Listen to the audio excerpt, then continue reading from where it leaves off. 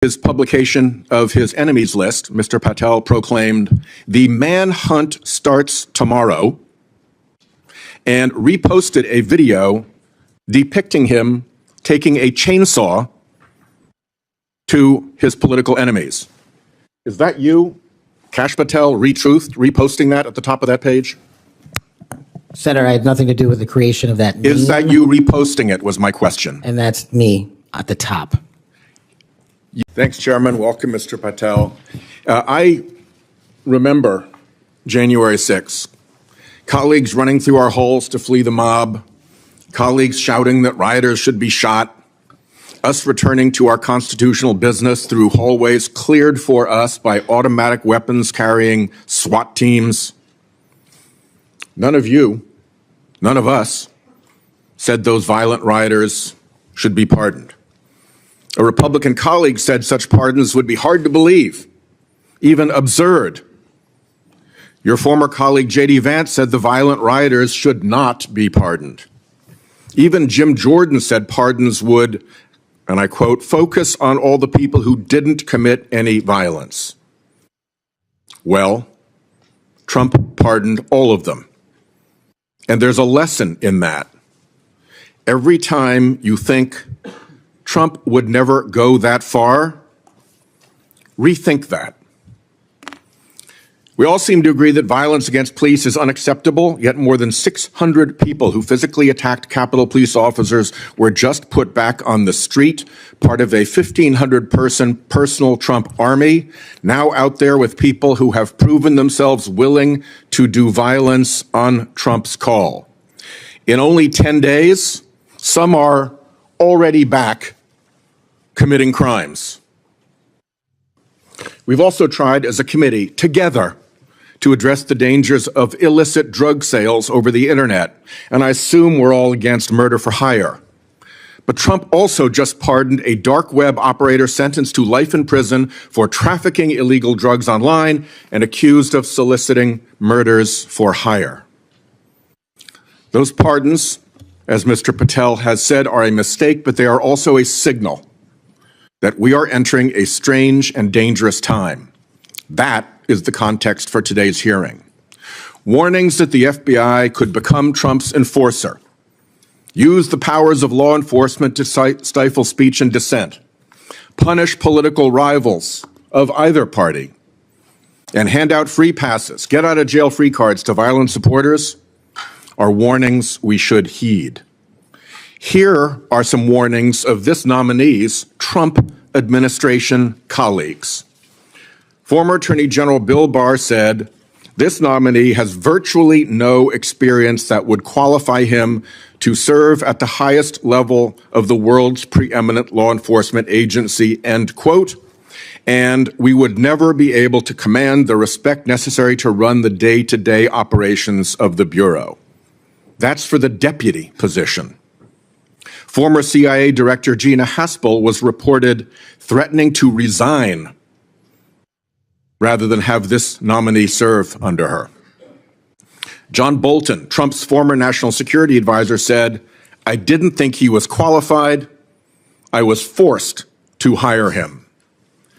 Trump's deputy national security advisor, the nominee's former supervisor, said, "His ideas are ludicrous. He's absolutely unqualified for this job. He's untrustworthy. And it's an absolute disgrace to even consider an individual of this nature." That's from Republican appointees who worked with him. And here's what this nominee himself has said about using his office to prosecute journalists. "We will go out and find the conspirators, not just in government, but in the media. We're gonna come after you, whether it's criminally or civilly." Is that a correct quotation, Mr. Patel? Senator, that's a partial quotation. But it's correct. In part.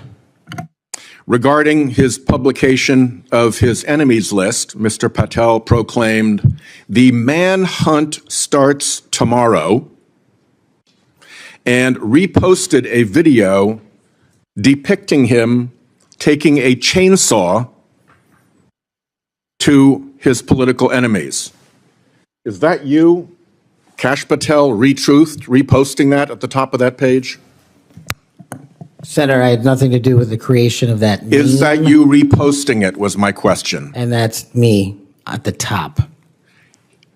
You said FBI agents were responsible for the violence on January 6th, and I quote you here, beyond a reasonable doubt. Is that what you said? That's completely incorrect, and I appreciate the opportunity to address that. I'll give you an opportunity in writing, but this is my time now. Have at it. An Inspector Attorney General investigation found that that was false. And you said we should impeach judges who rule against Donald Trump, who are, in your words, political terrorists. When this nominee tries to explain all this away, keep one thing in mind. He's testified under oath before a Colorado judge who presided over a Trump case in which he was a witness. And the judge found, and I'm quoting here, he was not a credible witness. His testimony is not only illogical, but completely devoid of any evidence in the record. That's from a judge. This is a dangerous time, and I ask all my colleagues to consider whether these plain comments by this person and by his own Trump administration colleagues should be given a blind eye, just overlooked, or whether, like the warnings of pardoning violent January 6 offenders, they're warnings to be heeded. There is an unfathomable difference between a seeming facade being constructed around this nominee here today and what he has actually done and said in real life when left to his own devices. Conduct shows character. And if you look at history, you see the danger of security chiefs in authoritarian regimes becoming the tools of political power. The characteristics that they often show are that they are vengeful, that they are grandiose, that they are intemperate, that they are partisan and blindly loyal,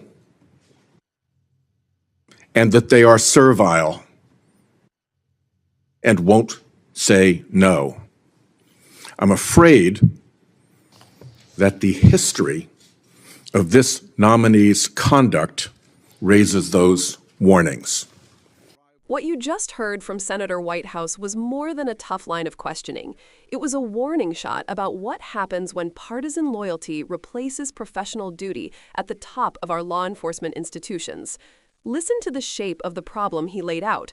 A president pardons hundreds of people who physically attacked Capitol Police. A nominee with a history of public threats, dubious testimony, and partisan posturing is being floated for a senior FBI role. And respected former Republican officials are saying this nominee lacks the judgment and credibility required to run the Bureau. Those facts together aren't just a political inconvenience. They are a real threat to the independence and legitimacy of an agency whose power depends on public trust. Whitehouse did what oversight is supposed to do. He took a series of public acts, words, and court findings and asked the obvious question.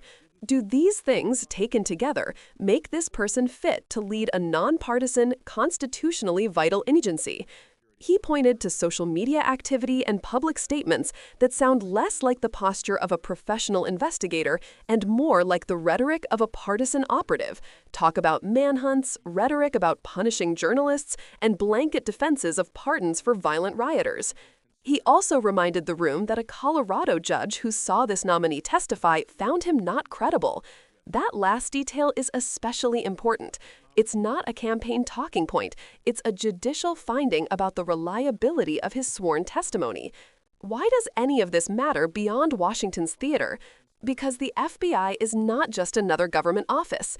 It has the power to open investigations, execute search warrants, seize evidence, and bring cases that can upend lives and institutions.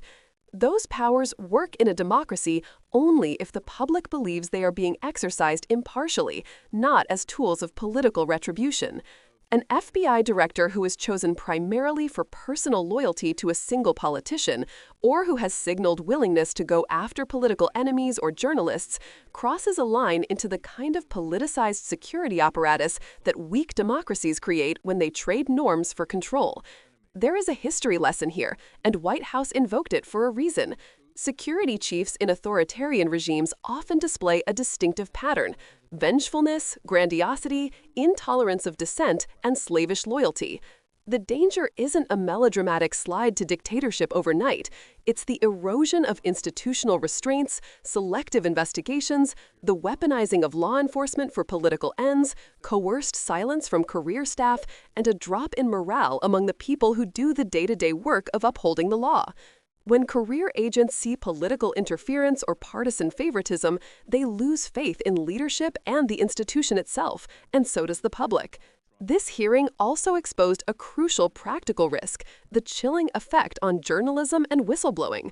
When a powerful official publicly talks about coming after critics and repeats rhetoric about criminalizing reporters, the natural consequence is that sources grow fearful, watchdogs retract, and transparency suffers. The press and whistleblowers are often the first line of defense against corruption. Undermining their safety doesn't just punish critics, it blinds the public. So what is the responsible response? First, evaluate nominations against a standard of fitness for office that goes beyond partisan loyalty. That means asking about things Whitehouse asked for: whether a nominee has demonstrated impartiality, whether they can manage a large, decentralized professional workforce, whether they respect judicial processes and can testify credibly under oath. Second, strengthen and insist on institutional safeguards: robust inspector general oversight, protections for career prosecutors and agents, explicit rules barring the misuse of law enforcement powers for political ends, and congressional oversight that actually follows the paper trail. Third, preserve civic norms by defending independent journalism and robust whistleblower protections, so the public can continue to learn what powerful actors would prefer to hide. And there's a concrete role for citizens here. Call your senators and ask them to weigh the total record, not the spin. Demand document releases for any internal memos or communications relevant to politicization claims. Support organizations that defend institutional independence and protect whistleblowers. Vote and organize around candidates who treat the rule of law as more than a slogan. Whitehouse's message was blunt because the stakes are high. Trust, truth, and the fair administration of justice don't exist if the people who run our law enforcement agencies treat them as political tools. When nominees show the temperament and history Whitehouse described, the safest course for the country is restraint, and for the Senate, that means saying no. If this matters to you, say so where it counts. Share this video, leave a comment with which protections you think are most important, and subscribe so we can keep pressing for institutions that serve the public rather than power. The future of democratic accountability depends on people who are willing to notice what's happening and insist on better.